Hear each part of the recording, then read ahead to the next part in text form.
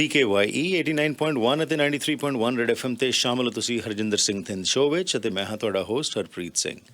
Programme ਦੇ ਇਸ segment ਵਿੱਚ ਬਹੁਤ ਹੀ ਇੰਟਰਸਟਿੰਗ ਟਾਕ ਲੈ ਕੇ ਤੁਹਾਡੇ ਸਾਹਮਣੇ ਅਸੀਂ ਹਾਜ਼ਰ ਹੋ ਰਹੇ ਹਾਂ ਅਤੇ ਮੇਰਾ ਸਾਥ ਦੇਣਗੇ ਸ਼ਦਾਬ ਜੀ।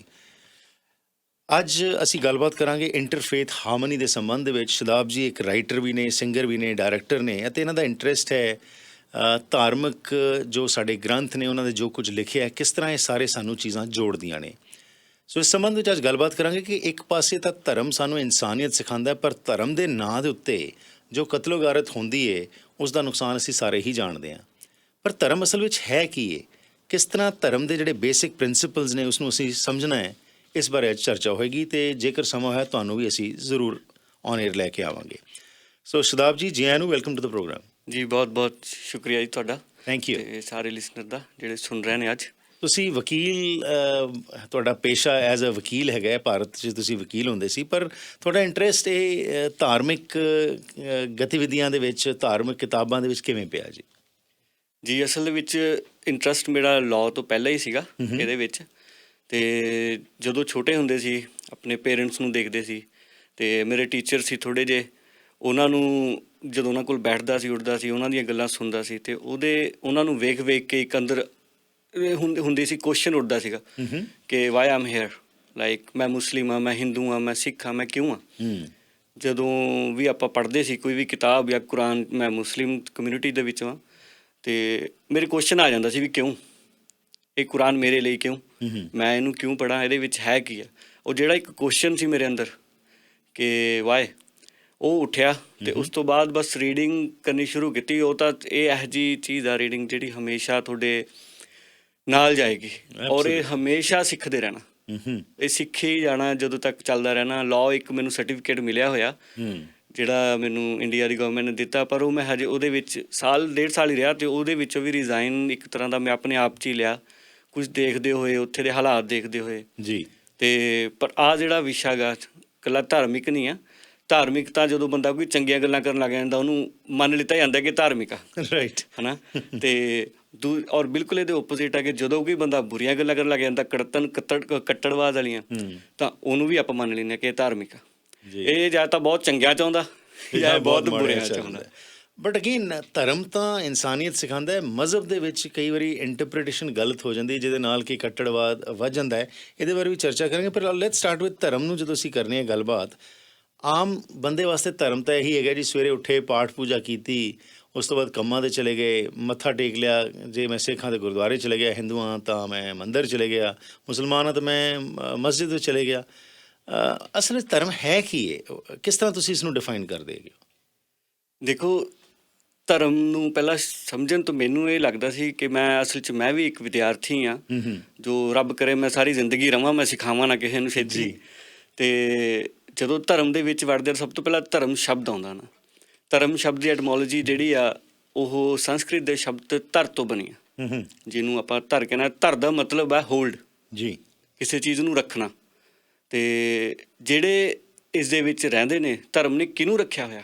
ਮੇਰੇ ਧਰਮ, ਮੈਂ ਮੁਸਲਿਮ ਹਾਂ, ਮੈਂ ਹਿੰਦੂ ਹਾਂ, ਮੈਂ ਸਿੱਖ ਹਾਂ, ਮੈਂ ਰੱਖਿਆ ਹੋਇਆ ਉਹ ਜਿਹੜੇ ਉਸ ਦੇ ਵਿੱਚ ਆ ਰਹੇ ਨੇ ਲੋਕ। ਲਾਈਕ ਫੋਰ ਐਗਜ਼ਾਮਪਲ, ਜਿਵੇਂ ਸਭ ਤੋਂ ਪਹਿਲਾਂ ਆਪਾਂ ਇਹਦੇ ਵਿੱਚ ਲੈ ਕੇ ਚੱਲਦੇ ਹਾਂ ਕਿ ਧਰਮ ਦੇ ਵਿੱਚ ਮੈਂ ਹੋਲਡ ਕਰ ਇੱਕ ਸਭ ਤੋਂ ਕਾਮਨ ਚੀਜ਼ ਨੇ ਕਿ ਆਪਾਂ ਨਾ ਕਿ ਝੂਠ ਬੋਲਣਾ, ਨਾ ਆਪਾਂ ਜੀ ਚੋਰੀ ਠੱਗੀ ਮਾਰਨੀ ਆ, ਨਾ ਆਪਾਂ ਚੁਗਲੀ ਕਰਨੀ ਆ, ਠੀਕ ਹੈ, ਨਾ ਆਪਾਂ ਕਿਸੇ ਨੂੰ ਬੁਰਾ ਬੋਲਣਾ ਜੀ, ਠੀਕ। ਆਪਣੀ ਜ਼ਿੰਦਗੀ ਬੜੀ ਸ਼ਾਂਤਮਈ ਸੁਭਾਅ ਨਾਲ ਗੁਜ਼ਾਰਨੀ ਆ, ਜਿਨ੍ਹਾਂ ਦੀਆਂ ਐਗਜ਼ਾਮਪਲਸ ਆਪਣੇ ਗੁਰੂ ਸਾਹਿਬਾਂ ਨੇ ਆਪਣੀ ਜ਼ਿੰਦਗੀ ਬਿਤਾ ਕੇ ਦਿੱਤੀਆਂ, ਹੈ ਨਾ। ਅਤੇ ਬੇਸਿਕਲੀ ਜਿਹੜਾ ਜਿਸ ਧਰਮ ਦੇ ਨਾਲ ਜੁੜਿਆ ਹੋਇਆ ਉਹਨੂੰ ਹੋਲਡ ਕਰਕੇ ਰੱਖਣ ਵਾਲੇ ਨੂੰ, ਇਸ ਕਮਿਊਨਿਟੀ ਦੇ ਨਾਲ ਰਹਿਣ ਵਾਲੇ ਨੂੰ, ਉਹ ਉਸ ਧਰਮ ਦੇ ਨਾਲ ਰਿਲੇਟਡ ਜਾਣਿਆ ਜਾਂਦਾ। Okay, like in short word ਜੇ ਆਪਾਂ ਇਹਨੂੰ ਕਹੀਏ, ਬਿਹੇਵ ਯੋਰਸੈਲਫ, ਕਿ ਤੁਸੀਂ ਆਪਣੇ ਆਪ ਨੂੰ ਆਪਣੇ ਆਪ ਨੂੰ ਇੱਕ ਮਾਹੌਲ 'ਚ ਰੱਖਣਾ, ਇੱਕ ਬੱਝ ਕੇ ਰੱਖਣਾ ਇੱਕ ਚੀਜ਼ ਨੂੰ, ਹੈ ਨਾ। ਰਾਈਟ। ਅਤੇ ਉਸ ਤੋਂ ਬਾਅਦ ਸੇਮ ਜੇ ਆਪਾਂ ਇਹਨੂੰ ਥੋੜ੍ਹਾ ਜਿਹਾ ਵੱਡਾ ਕਰਦੇ ਹਾਂ ਅਤੇ ਉਹਦੇ ਵਿੱਚ ਆ ਜਾਂਦਾ ਕਿ ਫੋਲੋਇੰਗ ਯੂਅਰ ਧਰਮ, ਲਾਈਕ ਬਿਹੇਵਿੰਗ ਯੂਅਰ ਸੈਲਫ ਕਿਵੇਂ ਕਰਨੀ ਹੈ। ਉਹ ਮੈਂ ਡਿਸਾਈਡ ਕਰਦਾ ਕਿ ਮੈਂ ਸਿੱਖ ਕਮਿਊਨਿਟੀ ਨੂੰ ਪੜ੍ਹ ਕੇ ਕਰਨੀ ਆ, ਗੁਰੂ ਗ੍ਰੰਥ ਸਾਹਿਬ ਨੂੰ ਪੜ੍ਹ ਕੇ ਬਿਹੇਵ ਆਪਣਾ ਉਹੋ ਜਿਹਾ ਰੱਖਣਾ, ਮੈਂ ਕ੍ਰਿਸਚੈਨਿਟੀ ਨੂੰ ਪੜ੍ਹ ਕੇ ਰੱਖਣਾ, ਮੈਂ ਹਿੰਦੂਇਜ਼ਮ ਨੂੰ ਪੜ੍ਹ ਕੇ ਰੱਖਣਾ। ਇਹ ਜਿਹੜਾ ਬਿਹੇਵ ਆ ਇਹ ਤੁਹਾਡਾ ਕ੍ਰੀਏਟ ਕਰਦਾ। ਅਤੇ ਉਹ ਬਿਹੇਵ ਆਪਾਂ ਨੂੰ ਸਾਰੇ ਕਹਿੰਦੇ ਕੀ ਨੇ, ਇਹਦਾ ਜਿਹੜਾ ਸੈਂਟਰ ਆ ਉਹ ਕੀ ਆ? ਮੈਨੂੰ ਇੱਕ ਗੁਰੂ ਸਾਹਿਬ ਦੀ ਬਾਣੀ ਆ ਜਿਹੜੀ ਮੈਂ ਕਿ ਮੇਰੇ ਖਿਆਲ 'ਚ ਅੰਗ ਉਹਦਾ 308 ਆ। ਅੱਛਾ ਜੀ। ਅਤੇ ਉਹਦੇ ਵਿੱਚ ਲਿਖਿਆ ਜਾਂਦਾ ਕਿ ਜਿਸ ਅੰਦਰ ਤਾਤ ਪ੍ਰੈ ਹੋਵੇ ਤਿਸ ਦਾ ਕਦੇ ਸਾ ਹੋਏ ਭਲਾ। ਕਿ ਜਿਹਦੇ ਅੰਦਰ ਜਿਹੜੀ ਉਹ ਈਰਖਾ ਗਈ ਹੈ ਨਾ, ਜਿਹਦੇ ਅੰਦਰ ਉਹ ਈਰਖਾ ਉਹਦਾ ਉਹ ਕਦੇ ਭਲਾ ਨਹੀਂ ਹੋ ਸਕਦਾ ਇਨਸਾਨ ਦਾ, ਹੈ ਨਾ। ਅਤੇ ਇਸ ਨੂੰ ਆਪਾਂ ਕਿਵੇਂ ਡਿਫਾਈਨ ਕਰਦੇ ਹਾਂ ਕਿ ਆਪਾਂ ਜੇ ਮੈਂ ਸਿੱਖੀ ਨੂੰ ਮੰਨਦਾ, ਜੇ ਮੈਂ ਸ਼੍ਰੀ ਗੁਰੂ ਗ੍ਰੰਥ ਸਾਹਿਬ ਨੂੰ ਮੰਨਦਾ, ਕਿ ਮੇਰੇ ਅੰਦਰ ਈਰਖਾ ਹੈਗੀ ਰਾਈਟ ਜਾਂ ਨਹੀਂ ਹੈਗੀ। ਇੱਦਾਂ ਹੀ ਸੇਮ ਆਪਾਂ ਜਦੋਂ ਅੱਗੇ ਚੱਲਦੇ ਹਾਂ ਇਸਲਾਮ ਦੇ ਵਿੱਚ, ਇਸਲਾਮ ਦੇ ਵਿੱਚ ਧਰਮ ਦੀ ਇਸਲਾਮ ਦਾ ਵਰਡ ਮੇਰੇ ਸਭ ਤੋਂ ਪਹਿਲਾਂ ਦਿਮਾਗ 'ਚ ਇਹ ਆਇਆ ਸੀ ਜਦੋਂ ਮੈਂ ਸ਼ੁਰੂ ਹੋਇਆ ਕਿ ਇਸਲਾਮ ਸ਼ਬਦਾਂ ਤੋਂ ਹੀ ਸ਼ੁਰੂ ਹੁੰਦਾ। ਜੇ ਮੇਰਾ ਨਾਮ ਸ਼ਾਦਾਬ ਆ, ਤੁਹਾਡਾ ਨਾਮ ਹਰਪ੍ਰੀਤ ਆ, ਆਪਣੀ ਘਰ ਦੇ ਤਾਂ ਰੱਖਦੇ ਨੇ ਕਿ ਨੇਚਰ ਇਹੋ ਜਿਹੀ ਹੋਵੇ ਜੀ। ਮੈਂ ਸ਼ਾਦਾਬ ਆ, ਮੇਰਾ ਗ੍ਰੀਨਰੀ ਅਤੇ ਹੈਪੀਨੈਸ ਫੈਲਾਵੇ, ਖੁਸ਼ ਰਵੇ, ਤਾਂ ਇਸਲਾਮ। ਇਸਲਾਮ ਵਰਡ ਜਿਹੜਾ ਅਰੈਬਿਕ ਵਰਡ ਤੋਂ ਬਣਿਆ ਸਲਮ ਜੀ, ਇਹਦਾ ਮਤਲਬ ਹੈ ਪੀਸ। ਆਪਣੇ ਆਪ ਦੇ ਵਿੱਚ ਇਹ ਸ਼ਬਦ ਕਲੀਅਰ ਆ ਕਿ ਇਸ ਦਾ ਮਤਲਬ ਕੀ ਆ। ਅਤੇ ਇਸ ਦੇ ਮਤਲਬ ਦੇ ਨਾਲ ਨਾਲ ਜੇ ਆਪਾਂ ਜੁੜ ਕੇ ਰਹਿੰਦੇ ਹਾਂ ਕਿ ਇਸਲਾਮ ਨੂੰ ਇਸ ਨਾਮ ਨਾਲ ਜਾਣਿਆ ਜਾਂਦਾ ਜੀ ਸਮਾਜ 'ਚ ਕਿ ਮੈਂ ਇਸਲਾਮ, ਮੈਂ ਮੁਸਲਿਮ ਹਾਂ, ਕਿ ਮੈਂ ਪੀਸ ਪਸੰਦ ਬੰਦਾ ਹੈ। ਪੀਸ ਨੂੰ ਫਿਰ ਅੱਗੇ ਡਿਫਾਈਨ ਕਰਦਾ ਹਰ ਧਰਮ ਕਿ ਮੇਰੀ ਆਪਣੀ ਸ਼ਾਂਤੀ ਨੂੰ, ਆਪਣੇ ਮਾਹੌਲ ਨੂੰ ਕਿਵੇਂ ਬਰਕਰਾਰ ਰੱਖਣਾ। ਇੱਦਾਂ ਹੀ ਸੇਮ ਮੈਂ ਇੱਕ ਬਾਈਬਲ ਦੀ ਤੁਕ ਬਾਈਬਲ ਦੀ ਆਪਣੀ ਸ਼ਲੋਕ ਆ, ਉਹਨਾਂ ਨੂੰ ਮੈਂ ਯਾਨੀ ਇੰਗਲਿਸ਼ ਦੇ ਵਿੱਚ ਆ ਉਹ peace is a fruit of spirit. ਅੱਗੇ ਉਹ ਕਹਿ ਰਿਹਾ but the fruit of the spirit is love, joy, peace, patience, kindness, goodness, faithfulness. ਹੁਣ ਕੀ ਇਹਨੂੰ ਸਿੱਖ ਸੁਣ ਰਹੇ ਨੇ, ਆਪਾਂ ਹਿੰਦੂ ਸੁਣ ਰਿਹਾ ਆਪਣੀ ਆਵਾਜ਼ ਨੂੰ, ਮੁਸਲਿਮ ਸੁਣ ਰਿਹਾ, ਕਿ ਉਹਨੂੰ ਡਿਫਾਈਨ ਕਰੇਗਾ ਕਿ ਮੇਰੇ ਧਰਮ 'ਚ ਨਹੀਂ ਆ, ਹੈ ਨਾ। ਕੋਈ ਡਿਫਾਈਨ ਨਹੀਂ ਕਰੇਗਾ ਕਿ ਇਹ ਬਈ ਇਹ ਤਾਂ ਕ੍ਰਿਸਚੈਨਿਟੀ ਦੀ ਗੱਲਾਂ ਨੇ, ਹੈ ਨਾ। ਪ੍ਰੋਬਲਮ ਇੱਥੇ ਆ ਗਈ। ਲੇਕਿਨ ਪ੍ਰਿੰਸੀਪਲਸ ਤਾਂ ਉਹੀ ਸੇਮ ਹੈਗੇ ਨੇ ਜਦੋਂ ਅਸੀਂ ਗੱਲ ਕਰ ਰਹੇ ਹਾਂ। ਤੁਸੀਂ ਕਿਉਂਕਿ ਬਿਹੇਵੀਅਰ ਮੋਡੀਫਿਕੇਸ਼ਨ ਦੀ ਗੱਲ ਕੀਤੀ ਹੈਗੀ ਹੈ ਕਿ ਧਰਮ ਤਾਂ ਇੱਕ ਜ਼ਰੀਆ ਸੀ ਆਪਣੇ ਆਪ ਦੇ ਬਿਹੇਵੀਅਰ ਨੂੰ ਮੋਡੀਫਾਈ ਕਰਨ ਦਾ, ਜਿਹਦੇ ਨਾਲ ਕਿ ਅਸੀਂ ਚੰਗੇ ਇਨਸਾਨ ਬਣ ਕੇ ਉਹਨਾਂ ਵੈਲਿਊਜ਼, ਉਹਨਾਂ ਪ੍ਰਿੰਸੀਪਲਸ ਉੱਤੇ ਪਹਿਰਾ ਦਿੰਦੇ। ਪਰ ਅੱਜ ਅਸੀਂ ਸ਼ਾਇਦ ਕਿਸੇ ਹੋਰ ਪੱਖ ਨੂੰ ਹੀ ਚੱਲ ਪਏ ਹਾਂ, ਜਿਹਦੇ ਬਾਰੇ ਅੱਗੇ ਜਾ ਕੇ ਵੀ ਗੱਲਬਾਤ ਕਰਾਂਗੇ। ਬਾਣੀ 'ਚ ਨਾ ਇੱਕ ਤੁਕ ਆਉਂਦੀ ਹੈ, ਏਕੋ ਧਰਮ ਦ੍ਰਿੜੇ ਸੱਚ ਕੋਏ। ਧਰਮ ਇੱਕੋ ਹੀ ਉਹ ਹੈ, ਸੱਚ। ਪਰ ਸੱਚ ਜਿਹੜਾ ਹੈਗਾ ਉਹ ਧਰਮ ਨੂੰ ਲਾਗੂ ਕਰਨਾ ਜੀਵਨ ਵਿੱਚ ਉਹ ਬੜਾ ਵੱਡਾ ਇੱਕ ਚੈਲੰਜ ਆ ਜਾਂਦਾ ਹੈ, ਜਿਸ ਕਰਕੇ ਕਨਫਲਿਕਟਸ ਜਿਹੜੇ ਨੇ ਉਹ ਪੈਦਾ ਹੋ ਜਾਂਦੇ ਨੇ ਧਰਮਾਂ ਦੇ ਵਿੱਚ। ਅਤੇ ਇੱਥੇ ਗੱਲ ਆਉਂਦੀ ਹੈ ਕਿ ਇੰਟਰਫੇਥ ਹਾਰਮਨੀ ਦੀ ਜਦੋਂ ਅਸੀਂ ਗੱਲ ਕਰਨੇ ਹਾਂ ਕਿ ਬੇਸਿਕ ਸਿਧਾਂਤ ਤਾਂ ਸਾਰੇ ਗ੍ਰੰਥਾਂ ਦੇ ਵਿੱਚ ਇੱਕੋ ਹੀ ਹੈਗਾ, ਲੇਕਿਨ ਕਿਸ ਤਰ੍ਹਾਂ ਅਸੀਂ ਇਸਨੂੰ ਸਮਝ ਕੇ ਆਪਣੇ ਉੱਤੇ ਲਾਗੂ ਕਰਨਾ ਹੈ, ਇਹ ਬਹੁਤ ਜ਼ਿਆਦਾ ਅਹਿਮੀਅਤ ਰੱਖਦਾ ਹੈ। ਸੋ ਜਿਸ ਤਰ੍ਹਾਂ ਤੁਸੀਂ ਲਵ, ਪੀਸ, ਅਹਿੰਸਾ ਦੀ ਗੱਲ ਕੀਤੀ ਹੈ, ਇਹ ਧਰਮ ਹੈ, ਤਾਂ ਇਸ 'ਚ ਪੂਜਾ ਪਾਠ ਕਿਉਂ ਅਤੇ ਕਿਵੇਂ ਆਏ, ਇਸ ਬਾਰੇ ਕੀ ਤੁਸੀਂ ਰਿਸਰਚ ਕੁਝ ਕੀਤੀ?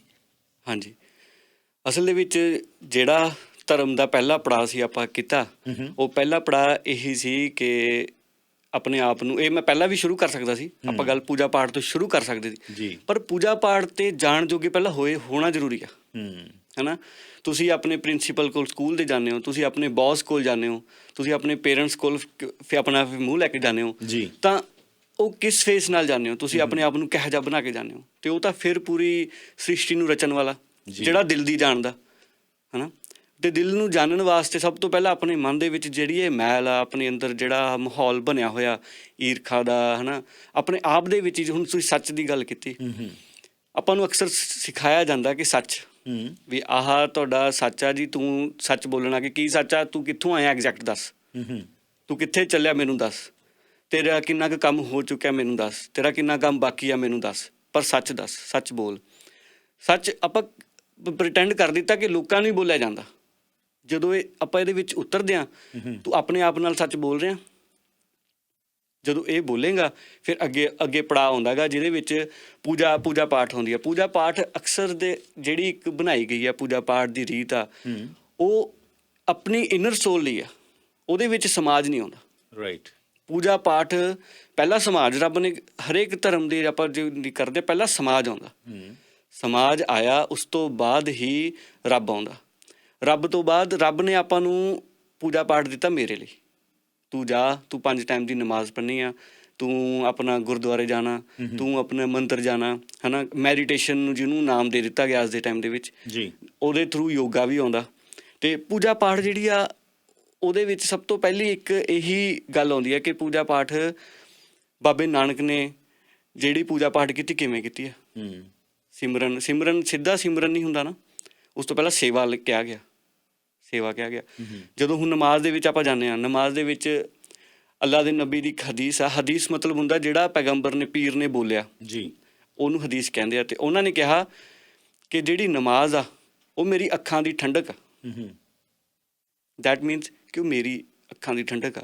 ਉਹਨਾਂ ਨੇ ਹਮੇਸ਼ਾ ਸਮਾਜ ਨੂੰ ਸੁਧਾਰਿਆ, ਲੇਕਿਨ ਨਮਾਜ਼ ਦੇ ਟਾਈਮ ਦੇ ਵਿੱਚ ਆ ਕੇ ਉਹਨਾਂ ਨੇ ਕਿਹਾ ਮੇਰਾ ਪਾਠ, ਜਿਹੜਾ ਪੂਜਾ ਪਾਠ ਆ, ਉੱਥੇ ਜਾਣ ਤੋਂ ਪਹਿਲਾਂ, ਉੱਥੇ ਪਹੁੰਚਣ ਤੋਂ ਪਹਿਲਾਂ ਆਪਣੇ ਆਪ ਨੂੰ ਉਸ ਜੋਗਾ ਕਰਨਾ। ਅੱਖਾਂ ਦੀ ਠੰਡਕ, ਅੱਜ ਦੇ ਟਾਈਮ 'ਚ ਅੱਖਾਂ ਦੀ ਠੰਡਕ ਹੈਗੀ ਨਮਾਜ਼ ਜੀ, ਹੈ ਨਾ।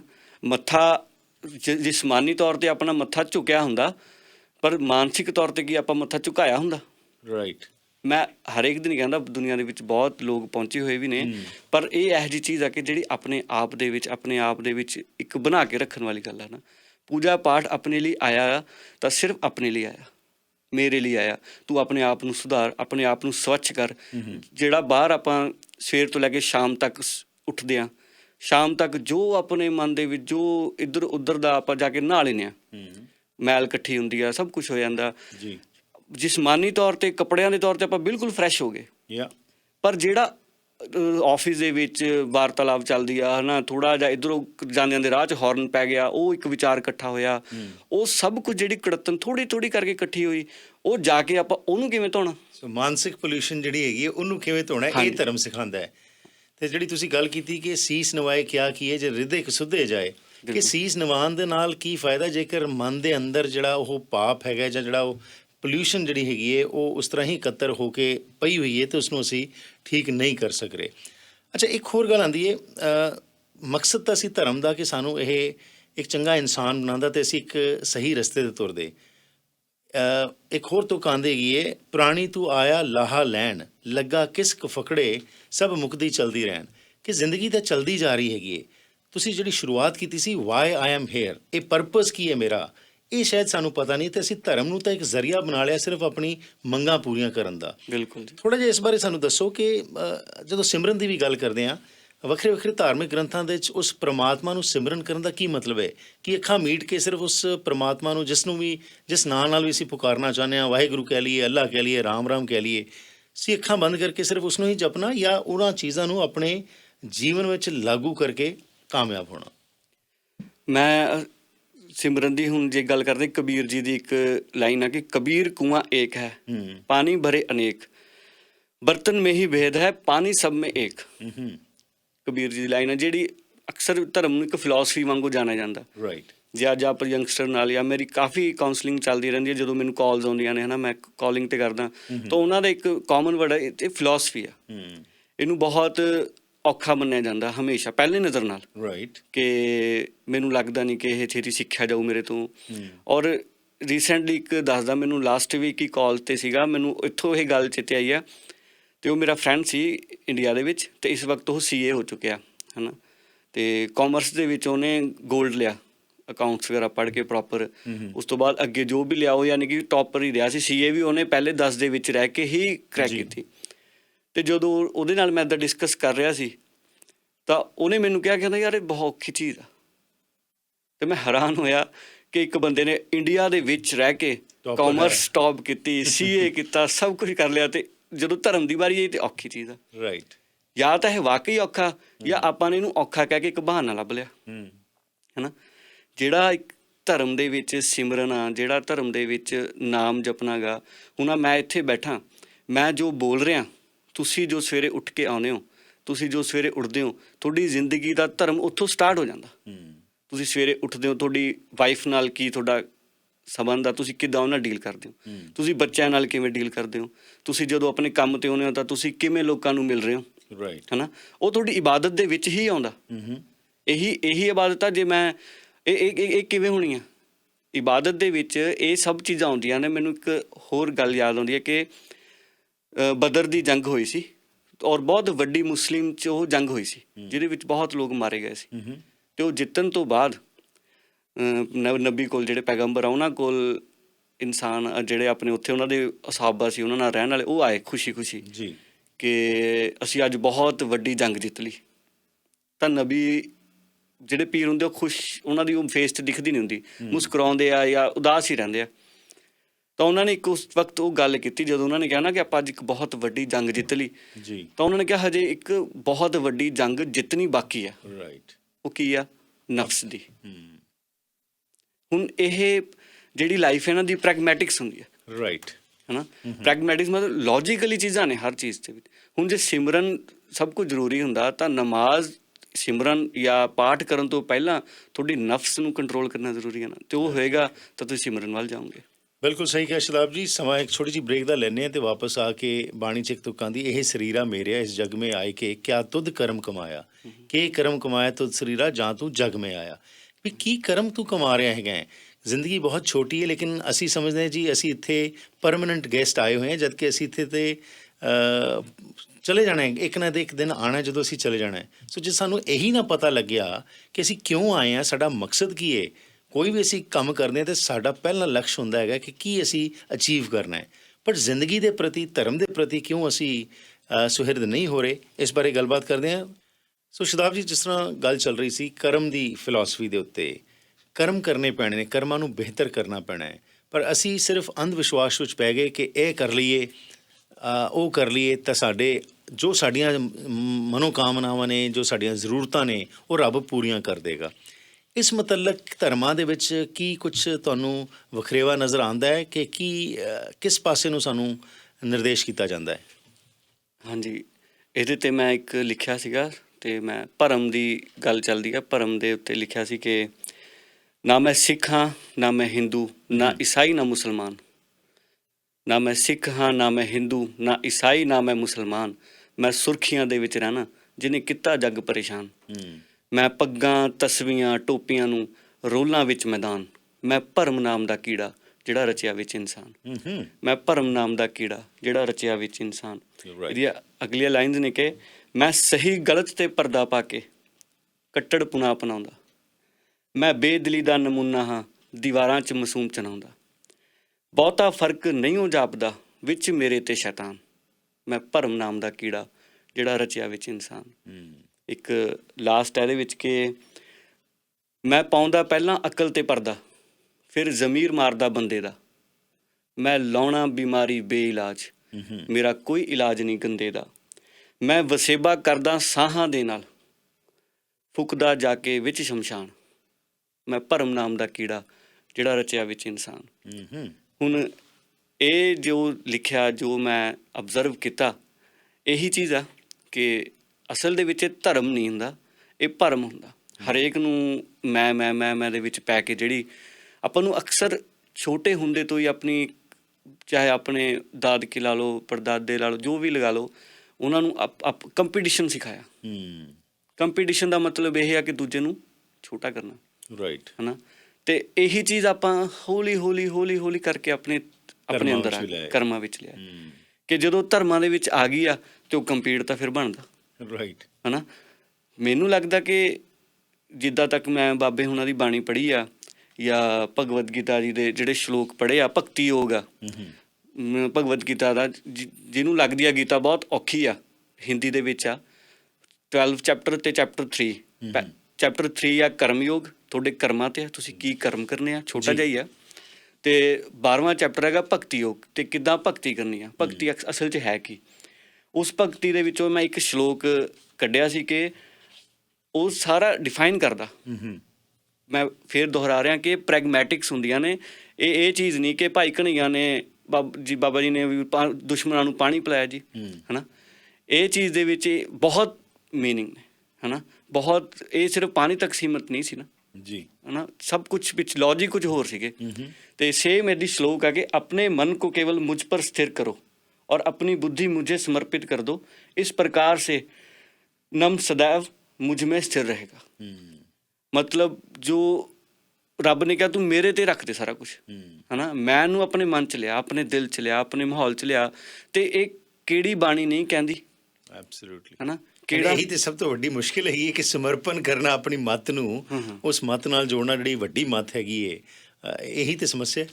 ਮੈਂ ਇੱਕ ਚ ਹੋਰ ਸ਼ੁਰੂ ਕਿਹਾ, ਜ਼ਿੰਦਗੀ ਦੀ ਦੌੜ में सब के सब मर गए, जिंदगी की दौड़ में सब के सब मर गए, ਜੋ ਜੀ ਲਈਏ ਉਹ ਰਹਿ ਗਏ, ਜੋ ਰਹਿ ਗਏ ਉਹ ਮਰ ਗਏ। ਉਹ ਮਰ ਗਏ। ਹਨਾ ਤੇ ਜੀ। ਇਹ ਡਿਫਾਈਨ ਕਰਦੀਆਂ ਹਨਾ ਚੀਜ਼ਾਂ। Right, ਇਹ absolutely. ਤੁਹਾਨੂੰ ਰੱਬ ਦਾ ਨਾਮ ਜਪਣ ਵਾਸਤੇ ਇੱਕ ਬਾਣੀ ਦੀ ਹੋਰ ਤੁਕ ਹੈ ਕਿ ਪ੍ਰਭ ਕਾ ਸਿਮਰਨ ਕਾਰਜ ਪੂਰੇ। ਹਨਾ ਸਿਮਰਨ ਕਰੋ, ਤੁਹਾਡੇ ਕਾਰਜ ਆਪੇ ਪੂਰੇ ਹੋਣੇ। ਆਪਾਂ ਕਹਿੰਦਾ ਕਾਰਜ ਕਰੋ, ਸਿਮਰਨ 2 ਦਿਨ ਰੁਕ ਕੇ ਜਾਇਆ ਮੈਂ ਗੁਰਦੁਆਰੇ। ਹਨਾ ਕਾਰਜ ਜ਼ਰੂਰੀ ਹੈ। ਜਦੋਂ ਤੁਸੀਂ ਨਮਾਜ਼ ਪੜ੍ਹਦੇ ਹੋ, ਜਦੋਂ ਤੁਸੀਂ ਪਾਠ ਕਰਦੇ ਹੋ, ਕਮਾਉਣੀ ਤੁਸੀਂ 200 ਹੀ ਆ ਸ਼ਾਮ ਤੱਕ, ਐਗਜ਼ਾਮਪਲ ਦੇ ਰਹੇ ਹਾਂ, ਕਈਆਂ ਦੀ 1000 ਵੀ ਹੋਣੀ ਆ, 15,000 ਹੋਣੀ, ਕਮਾਉਣੀ ਤੁਸੀਂ 100 ਹੀ ਆ ਸ਼ਾਮ ਤੱਕ। ਹੈ ਨਾ ਪਰ ਫਰਕ ਇੰਨਾ ਕੁ ਜੇ ਜਿੱਥੇ ਤੱਕ ਮੇਰੀ ਆਬਜ਼ਰਵੇਸ਼ਨ ਆ, ਜੋ ਮੈਂ ਪੜ੍ਹਿਆ ਗਾ, ਜੋ ਸਿੱਖਿਆ ਗਾ ਜਾਂ ਸਿੱਖ ਰਿਹਾ, ਉਹ ਬਸ ਉਹ ਬਿਖਰ ਜਾਂਦਾ। ਰਾਈਟ। ਤੁਹਾਨੂੰ ਮਿਲੇ ਉਹ ਨਹੀਂ ਨੇ ਜਿੰਨੇ ਤੁਹਾਡੇ ਲਈ ਲਿਖੇ ਗਏ ਨੇ, ਜਿੰਨੇ ਤੁਹਾਡੇ ਹੋਏ ਨੇ। ਤੁਸੀਂ ਮਿਹਨਤ ਭੱਜਦੇ ਹੋ, ਫਿਰਦੇ ਹੋ, ਪਰ ਇਹੀ ਹੈ ਜੇ ਤੁਸੀਂ ਰੱਬ ਨੂੰ ਸਮਰਪਿਤ ਕਰਦੇ ਹੋ, ਰੱਬ ਨੂੰ ਆਪਣੀ ਜ਼ਿੰਦਗੀ 'ਚ ਲੈ ਕੇ ਆਉਣੇ ਹੋ, ਤਾਂ ਉਹ ਬਿਲਕੁਲ ਹੀ ਚੇਂਜ ਹੋ ਜਾਂਦਾ। ਰਾਈਟ। ਤੁਸੀਂ ਸੰਕੇਤ ਦਿੱਤਾ ਸੀ, ਕੁਝ ਪੁਆਇੰਟਸ ਮੈਂਸ਼ਨ ਕੀਤੇ ਨੇ ਕੌਨਫਲਿਕਟ ਦੇ ਉੱਤੇ, ਜਿਹੜੇ ਪ੍ਰੋਬਲਮਸ ਹੈਗੀਆਂ ਨੇ। ਕੌਨਫਲਿਕਟ ਕਿੱਥੇ ਤੇ ਕਿਉਂ ਜਿਹੜਾ ਹੈਗਾ ਅੱਜ ਦੇਖਣ ਨੂੰ ਮਿਲ ਰਿਹਾ, ਜਿਸ ਕਾਰਨ ਅੱਜ ਇੰਟਰਫੇਥ ਹਾਰਮਨੀ ਦੀ ਗੱਲਾਂ ਚੱਲ ਰਹੀਆਂ ਨੇ। ਹਰ ਇੱਕ ਵਿਅਕਤੀ, ਹਰ ਇੱਕ ਮਜ਼ਹਬ ਦੇ ਵਿੱਚ, ਹਰ ਇੱਕ ਧਰਮ ਦੇ ਵਿੱਚ ਇਹੀ ਕਿਹਾ ਜਾ ਰਿਹਾ ਕਿ ਜੀ ਮੇਰਾ ਧਰਮ ਦੂਸਰੇ ਧਰਮ ਨਾਲੋਂ ਬਿਹਤਰ ਹੈਗਾ ਹੈ, ਇਹ ਰਸਤਾ ਤੁਸੀਂ ਅਪਣਾਓਗੇ ਤਾਂ ਤੁਹਾਡੇ ਲਈ ਇਹ ਬਿਹਤਰ ਹੋਏਗਾ। ਸੋ ਇਹੋ ਜਿਹੀਆਂ ਗੱਲਾਂ ਆਉਂਦੀਆਂ ਨੇ ਤਾਂ ਆਟੋਮੈਟਿਕਲੀ ਉਹ ਕੌਨਫਲਿਕਟ ਜਿਹੜਾ ਹੈਗਾ ਕਿਤੇ ਨਾ ਕਿਤੇ ਅਰਾਈਜ਼ ਹੋਏਗਾ। ਉਹਦੇ ਬਾਰੇ ਕੀ ਕਹਿਣਾ ਚਾਹੋਗੇ? ਇਹਦੀ ਮੈਂ ਸ਼ੁਰੂਆਤ ਬਾਬਾ ਬੁੱਲੇ ਸ਼ਾਹ ਜੀ ਦੀ ਇੱਕ ਲਿਖਿਆ ਹੋਇਆ ਉਹ ਤੋਂ ਕਰਦਾ ਕਿ ਕਿਹਨੂੰ ਕੂਕ ਸੁਣਾਵਾਂ ਨੀ ਮੇਰੀ ਬੁੱਕਲ ਦੇ ਵਿੱਚ ਚੋਰ। ਚੋਰੀ ਚੋਰੀ ਨਿਕਲ ਗਿਆ, ਜੱਗ ਵਿੱਚ ਪੈ ਗਿਆ ਸ਼ੋਰ। ਮੁਸਲਮਾਨ ਸੜਨੇ ਤੋਂ ਡਰਦੇ, ਹਿੰਦੂ ਡਰਦੇ ਗੌਰ। ਦੋਵੇਂ ਇਸ ਦੇ ਵਿੱਚ ਮਰਦੇ, ਇਹੋ ਦੋਹਾਂ ਦੀ ਖੋਰ। ਇਹੋ ਤੁਸੀਂ ਵੀ ਆਖੋ ਸਾਰੇ, ਆਪ ਗੁੱਡੀ ਆਪ ਡੋਰ। ਮੈਂ ਦੱਸਣਾ ਤੁਸੀਂ ਪਕੜ ਲਿਆਓ, ਬੁੱਲੇ ਸ਼ਾਹ ਦਾ ਚੋਰ, ਮੇਰੀ ਬੁੱਕਲ ਦੇ ਵਿੱਚ ਚੋਰ। ਇਹ ਮੈਨੂੰ ਯਾਦ ਆ 9ਵੀਂ 10ਵੀਂ ਦੇ ਵਿੱਚ ਸਾਨੂੰ ਪੜ੍ਹਾਈ ਜਾਂਦੀ ਸੀ ਪੰਜਾਬੀ ਦੇ ਵਿੱਚ ਜੀ, ਬੁੱਕ ਦੇ ਵਿੱਚ ਆਉਂਦੀ ਸੀ। ਮੈਂ ਪੰਜਾਬੀ ਇਲੈਕਟਿਵ ਵੀ ਕੀਤੀ ਆ, ਬਸ ਸ਼ੌਕ ਨੂੰ ਰੱਖੀ ਸੀ। ਅਤੇ ਹੁਣ ਇਹ ਡਿਫਾਈਨ ਕਰਦਾ ਕਿ ਇਹ ਆਪਣੇ ਆਪਾਂ ਹੀ ਕੁਛ ਕਰੀ ਬੈਠੇ ਹਾਂ, ਆਪਣੀ ਬੁੱਕਲ ਦੇ ਵਿੱਚ ਹੀ ਕਿਤੇ ਨਾ ਕਿਤੇ ਝਾਤੀ ਮਾਰਨ ਦੀ ਲੋੜ ਆ, ਇੱਥੇ ਹੀ ਕਿਤੇ ਚੋਰ ਆ। ਹੁਣ ਜੇ ਕਨਫਲਿਕਟ ਦੀ ਗੱਲ ਕਰਦੇ ਹਾਂ, ਮੈਂ ਹੁਣ ਪਿਲਰਸ ਦੀ ਗੱਲ ਕਰਦਾ ਜੀ। ਹਰ ਇੱਕ ਧਰਮ ਇੱਕ ਪਿਲਰਸ 'ਤੇ ਖੜਾ ਹੈ ਨਾ, ਸਭ ਦੇ ਆਪਣੇ ਆਪਣੇ ਪਿਲਰ ਨੇ। ਅਤੇ ਉਹ ਪਿਲਰਸ ਕੀ ਨੇ? ਲਾਈਕ ਮੈਂ ਕ੍ਰਿਸਚੈਨਿਟੀ ਦੇ ਪਿਲਰਸ ਦੀ ਗੱਲ ਕਰਦਾ। ਜੇ ਕ੍ਰਿਸਚੈਨਿਟੀ ਦੇ ਪਿਲਰ 8 ਮੰਨੇ ਜਾਂਦੇ ਆ, ਯਾਨੀ ਜੇ ਆਪਾਂ ਕਨਕਲੂਜਨ ਕੱਢਦੇ ਹਾਂ ਤਾਂ ਉਹਦੇ ਵਿੱਚ ਸਭ ਤੋਂ ਪਹਿਲਾਂ ਹੁੰਦਾ ਜੈਨੂਅਨ ਫੇਥ, ਓਬੀਡੈਂਸ ਯਾਨੀ ਆਗਿਆਕਾਰੀ, humility, selfless, forgiveness, self discipline, gratitude and worship. ਇਹ ਪਿਲਰ ਨੇ ਕ੍ਰਿਸਚੈਨਿਟੀ ਦੇ। ਜੀ। ਔਰ ਸਿੱਖੀ ਦੇ ਵਿੱਚ ਵੈਸੇ 3 ਕਿਹਾ ਜਾਂਦਾ ਅਤੇ ਇਹਨੂੰ 4 ਵੀ ਮੰਨਦੇ ਆ। ਸਭ ਤੋਂ ਪਹਿਲਾਂ ਆਉਂਦਾ ਸੇਵਾ, ਸਿਮਰਨ, ਨਿਤਨੇਮ ਅਤੇ ਹੁਕਮ। ਡਿਫਾਈਨ ਕਰ ਰਹੇ ਹਾਂ ਸਾਰੇ ਧਰਮਾਂ ਦੇ ਵਿੱਚ। ਇਹ ਆਪਾਂ ਜੇ ਇੰਨੀ ਮਿਹਨਤ ਆਪਾਂ ਕਰ ਲਈ, ਲਿਖ ਲਈਏ, ਬਰਾਬਰ ਲਿਖ ਲਈਏ, ਇੱਕ ਬੋਰਡ ਲਓ, ਇੱਕ ਪੇਪਰ ਲਓ, ਉਹਦੇ ਬਰਾਬਰ ਲਿਖ ਲਓ, ਸਭ ਤੋਂ ਬੈਸਟ ਆ। ਮੈਂ ਲਿਖੇ ਸੀ, ਮੈਂ ਆਪਣੀ ਦੱਸਦਾ, ਜਦੋਂ ਮੈਂ +1 'ਚ ਸੀ ਉਦੋਂ ਮੈਂ ਲਿਖੇ ਸੀ ਇਹ ਕਾਲਮ ਬਣਾ ਕੇ ਵੀ ਚੇਂਜ ਕਿੱਥੇ ਆ। ਅਤੇ ਮੁਸਲਿਮ ਦੇ ਵਿੱਚ ਹੈਗਾ ਕਲਮਾ, ਨਮਾਜ਼, ਰੋਜ਼ਾ, ਜ਼ਕਾਤ, ਹੱਜ। ਠੀਕ ਹੈ।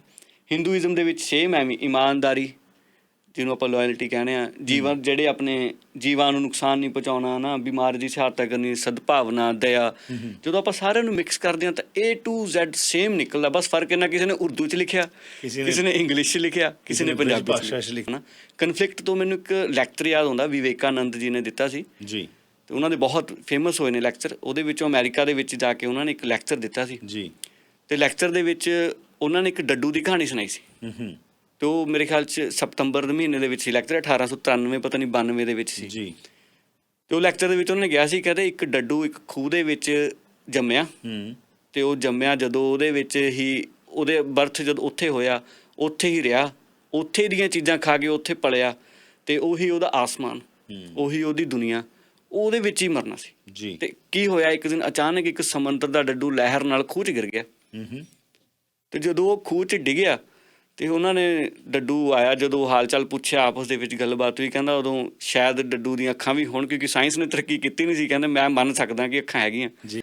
ਸਮੁੰਦਰ ਵਾਲੇ ਡੱਡੂ ਦੇ ਅੰਦਰ ਆਉਂਦੇ ਹੀ ਉਹਨੇ ਪੁੱਛਿਆ ਕਿ ਤੇਰਾ ਸਮੁੰਦਰ ਕਿੱਡਾ ਕੁ? ਉਹ ਕਹਿੰਦਾ ਬਹੁਤ ਵੱਡਾ। ਅਤੇ ਉਹਨੇ ਡੱਡੂ ਨੇ ਆਪਣੀ ਇੱਕ ਕੋਨੇ ਤੋਂ ਦੂਜੇ ਕੋਨੇ 'ਚ ਛਾਲ ਮਾਰੀ, ਕੀ ਤੇਰਾ ਸਮੁੰਦਰ ਐਡਾ ਵੱਡਾ ਜੀ? ਉਹ ਕਹਿੰਦਾ ਹਾਂ, ਇਹ ਤੋਂ ਵੀ ਵੱਡਾ। ਤਾਂ ਡੱਡੂ ਨੇ ਉਸ ਜਗ੍ਹਾ ਤੋਂ ਬਿਲਕੁਲ ਦੂਜੇ ਕੋਨੇ ਦੇ ਥੋੜ੍ਹੀ ਜਿਹੀ ਹੋਰ ਜਾਨ ਲਗਾ ਕੇ ਨਾ ਛਾਲ ਮਾਰੀ ਜੀ। ਕਿ ਤੇਰਾ ਸਮੁੰਦਰ ਐਡਾ ਵੱਡਾ?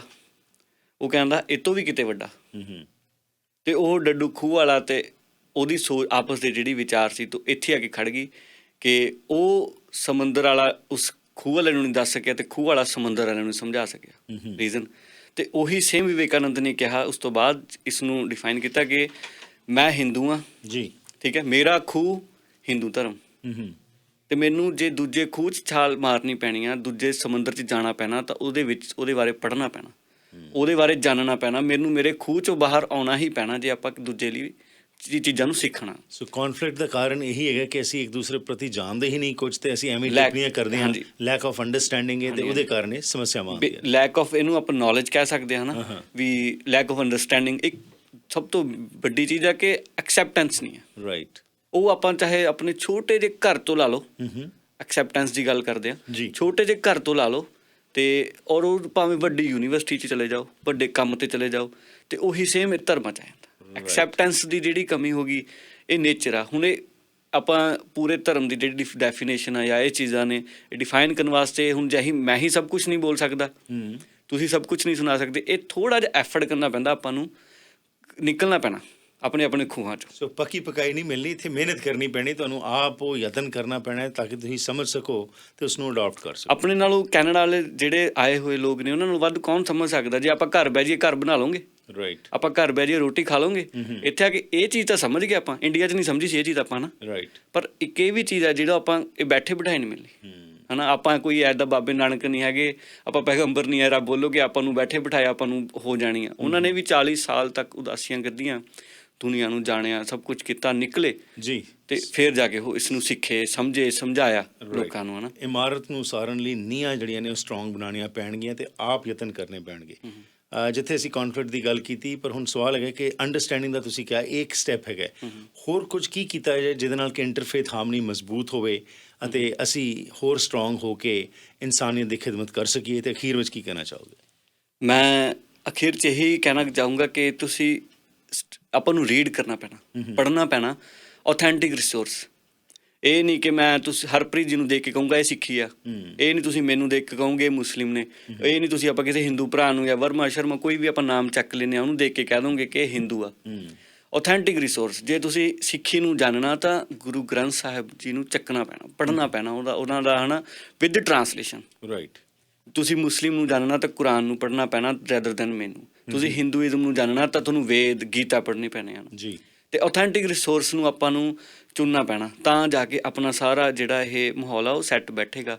ਜਦ ਕਿ ਇਹ ਇੱਕ ਮੈਂ ਇਹਨੂੰ ਸ਼ਾਰਟ ਵਿੱਚ ਕਹਿਣਾ, ਇੱਕ ਹਦੀਸ ਆ, ਉਹਦੇ ਵਿੱਚ ਇਹ ਕਿਹਾ ਗਿਆ ਕਿ ਅੱਲਾ ਦੇ ਨਬੀ ਨੇ ਕਿਹਾ ਕਿ ਜ਼ਿੰਦਗੀ ਇੱਕ ਮੁਸਾਫਿਰਖਾਨਾ, ਇਹ 'ਚ ਮੁਸਾਫਿਰ ਦੀ ਤਰ੍ਹਾਂ ਆਓ, ਸੁਬਾਹ ਨੂੰ ਸ਼ਾਮ ਦੀ ਫਿਕਰ ਨਾ ਕਰੋ, ਵੇਟ ਨਾ ਕਰੋ, ਸ਼ਾਮ ਨੂੰ ਸੁਬਾਹ ਦੀ ਫਿਕਰ ਨਾ ਕਰੋ, ਤੇ ਜਦੋਂ ਤੁਸੀਂ ਸਿਹਤ ਤੰਦਰੁਸਤ ਹੋ ਤਾਂ ਬਿਮਾਰੀ ਦਾ ਸਮਾਨ ਲੈ ਲਓ ਤੇ ਜ਼ਿੰਦਗੀ ਦੇ ਵਿੱਚ ਮੌਤ ਦਾ।